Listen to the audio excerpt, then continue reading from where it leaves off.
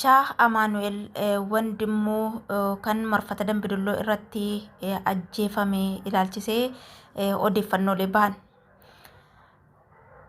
Odeeffannooleen ajjechaa Amaanu'el Wandimmuutiin wal qabatee bahan dhimma Amaanu'el qofa kan ibsu osoo hin taane akkaataa as dhufa Amaanu'el ajjeefamuudhaa fi itti karoorfame kan mul'isudha jechuudha. Ajjechaa Amaanu'el Wandimmoo fi gammachuu mangashaa wal qabsiisee haala ittiin odeeffannoon kun bahe isin biraan keenyaa YouTube channel keenyaa subscribe gochuun video keenya like gochuun hanga xumuraatti nu waliin tura. Amaanu'el marfata daandii magaalaa Dambidolloo irratti irrashanamuun dura abbaan qabeenyaa kontiraaktarii gammachuu mangashaa kan uummata biratti gammee jedhamuun beekamu namoota biroo waliin magaaluma Dambidolloo keessatti rasaasaan rukutamee du'uun isaa kan beekamu ta'uu kan ibsu odeessi kun sababni mucaan Amaanu'el jedhamu qabamee irrashanameefis gammachuu mangashaa isatu ajjeese jechuudhaan akka ta'e ibseetu jira. Garuu waan uummatatti hin himamintu jira jechuun odeeffannoon amma bahe kun ni addeessa. Gammeen kan ajjeefameef sababa wal dhibdee dantaa dinagdeetiin kan jedhu odeessi kun gammeen daandii Dambidolloo Gambeellaa ijaaruuf caalbaasii mo'achuu isaallee ni ibsa. Garuu namoonni booda isaa ajjeesisan caalbaasii daandii kana ijaaruu nama biraatiif kennisiisuuf maallaqa nyaatanii turuu isaaniillee akeekeetu jira. Gammeen nurra darbee qondaalota federaalaa qabatee caalbaasii kana mo'ate jedhanii waan shakkanii turaniif caalbaasii mo'ate sana akka dhiisuuf doorsisuudhaan dhiibbaa irratti gochuus yaalanii turaniiru jedha. Innis warra aangoo isaanii ol qabu waan abdateef akka laaftuutti hin sarmineef jechuun odeessi kun ni ibsa. Gammeen qondaalota federaalaa waliinis hidhata qabaa jedha. Kanaaf akka salphaatti duuba deebisuu waan hin dandeenyeef tarkaanfii ajjeesanii haala mijeeffachuu irratti fuulleffatanii jiru jechuun odeessi bahe kun ni addeessa. Namoonni ajjechaa gammachuu mangashaa fi Amaanu'el Wandimmoo keessatti hirmaatan kanneen armaan gadiiti jechuun maqaa namoota ajjechaa kana irratti hirmaatanii tarreessanii jiru. Namoonni kunis Awwaluu Abdii, itti aanaa pirezidaantii Oromiyaa, Araarsaa Mardaasaa, Koomishinara Poolisii Oromiyaa duraanii, Gammachuu Gurmeessaa, bulchaa godina Qellem Wallaggaa, Shaambal Taayyee, hoogganaa kutaa odeeffannoo Poolisii Oromiyaa yeroo ammaa, Tasammaa Waariyoo, itti gaafatamaa nageenyaa Qellem Wallaggaa yeroo sana, Milkeessaa Waaqjiraa yookiin Jijoomaatii, Basaasaa Garlamee jechuun abbaa ofiiti kan mootummaa gidduu ture jechuudhaan eereetti jira. Xaahir Abduu, miseensa poolisii humna addaa Oromiyaa yeroo sanaa jechuun maqaa namoota ajjechaa jara kana lamaan irratti hirmaatanii haala kanaan caqaseetu jira odeeffannoon bahe kun. Dhimma daandii Dambidolloo Gambeellaa irratti kan gammachuu ilkaan keessa galfate Awwaluu Abdii, itti aanaa pirezidaantii Oromiyaa fi Gammachuu Gurmeessaa, bulchaa godina Qellem Wallaggaa kan turan ta'us odeeffannoon kun ni caqasa. Awwaluu Abdii bilbilaan Gammachuu Gurmeessaa kallattiin gurbaa doorsisuun kontraata sana addaan kuchisiisuuf yaalee turus caqaseera. Boodarra dubbicha Araarsaa Mardaasaa biraan ga'an. Araarsaan yeroo sanatti Koomishinara Poolisii Oromiyaa ture.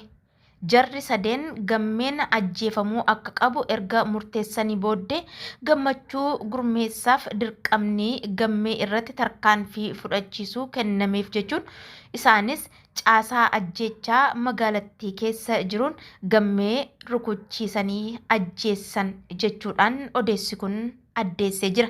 Magaalaa Dambidolloo keessa gareen abbaa torbee jedhamu kan bara qabsoo qeerroo sana qondaalota mootummaa irratti tarkaanfii fudhatu akka ture ni yaadatama. Jijjiirama boodas maqaa abbaa torbeen namoonni ajjeefamuun itti fufee ture kan jedhu odeessi kun warri tika mootummaas caasaa garee abbaa torbee kana keessaa namoota seensifachuun namoota barbaadan rukuchiifachuuf fayyadamaa turan jechuun addeessee jira.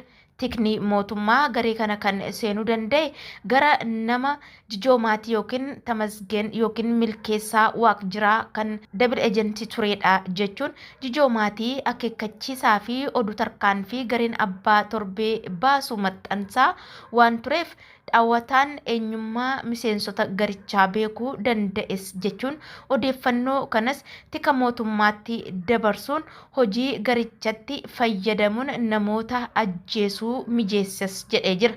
Tikni mootummaas ulaa jijoo maatii baneefitti fayyadamuun odeeffannoo abaluu basaasaa mootummaatti jedhu jara abbaa torbeetti dabarsaa qondaalota mootummaa dabalatee namoota nagaa hedduu Dambidolloo fi naannawa sanatti ajjeesisaa turan jechuun ni ibsa.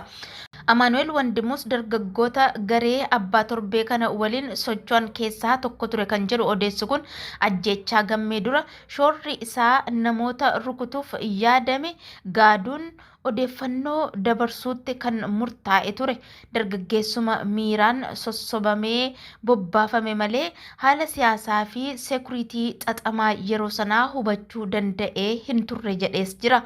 Gama tika mootummaatiin tooftaa garee abbaa torbee kanatti fayyadamuun adda durummaan kan geggeessaa turan gammachuu gurmeessaa fi tasammaa waariyooti kan jedhu odeessi kun jarlachuu bara wayyaanirraa kaasee miseensota tika mootummaa yeroo dheeraaf muuxannoo qabanidhas jedheera. Akkuma sana dura qondaalota mootummaa fi namoota dhuunfaa ajjeesisaa turan sana odeeffannoowwan gammachuu mangashaa basaasa mootummaa fakkeessu qindeessuun jara abbaa torbee saniif kennan suuraalee gammee qondaalota mootummaa waliin mul'isuu fi sagalee haasaa isaa dabarsanii laatanii fi akka rukutamuuf haala mijeessuus ibseetu jira. Tarkaanfiin itti aanu ammoo yeroo sanatti opereeshinii poolisii Oromiyaa gaggeessaa kan ture Shaambal Taayyeetti kenname. Dirqamni isaas sababni ajjeechaa gammee wal dhibdee dantaa dinagdee osoo hin taane kan siyaasaa akka ta'e bifa amansiisuu danda'uun fakkeessee ol baasu ture jechuun odeessi kun ibseetu jira. Haaluma kanaan gareen Amaanu'eel faa gammee guyyoota lamaaf gaadaa turanii rukutan yennaa gammee irratti tarkaanfiin fudhatame sanatti humni tika mootummaa Shaambal Taayyeen hoogganamu dhiyeenyaan hordofaa waan turaniif osoo Amaanu'eel bakka sanii hin fagaatin to'annoo jala oolchan. Garuu namoota lama kan Amaanu'eel waliin gammee rukutuuf bakka sana turan qabuu osoo danda'anii dhiisan jechuunis odeessi kun kan ibsu yoo ta'u Amaanu'eelis akkuma qabameen reebicha irra gaheen waan beekuu himuu eegale. Shaambal Taayyeen garuu gaaffii poolisoonni gurbaaf dhiyeessan dhaabsisaa ture jedha. Kallattii araarsaa mardaasaa irraa bilbilaan itti kennameenis shugguxii fuudhee morma Amaanu'eelitti hidhee gara marfata daandii magaalattii geesse. Tasammaa Waariyoo ammoo uummata magaalattii dirqamaan gara marfataatti baasisee eegaa ture. Achittis osoo Amaanu'eel warra yakkichatti hirmaatan poolisii tokkotti himaa jiru poolisiin biroo Xaahir Abduu jedhamu ajaja Shaambal Taayyeetiin dhukaasa banee rukutuun haasaa Amaanu'eel addaan kutee ajjeese kan jechuun odeessi kun ibseetu jira.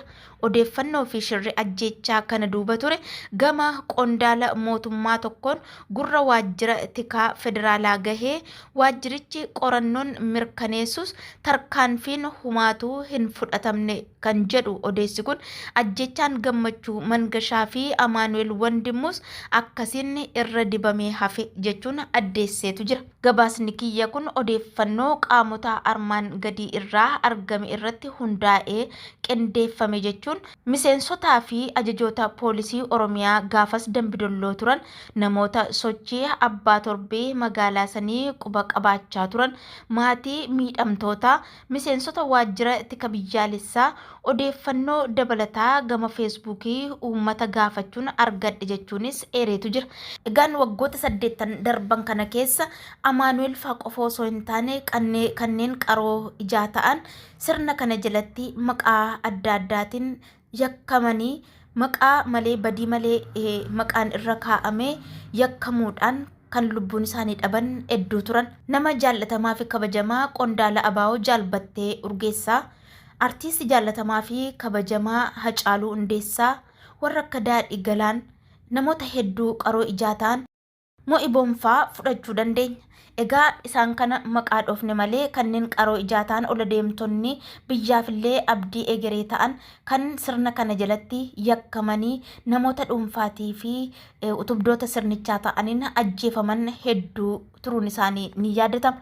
Egaa dhiigni ilmaan Oromoo kufee hin hafin jechuudhaan sagantaa keenya guyyaa har'aa asitti goolabna. Fayyaa ta'a.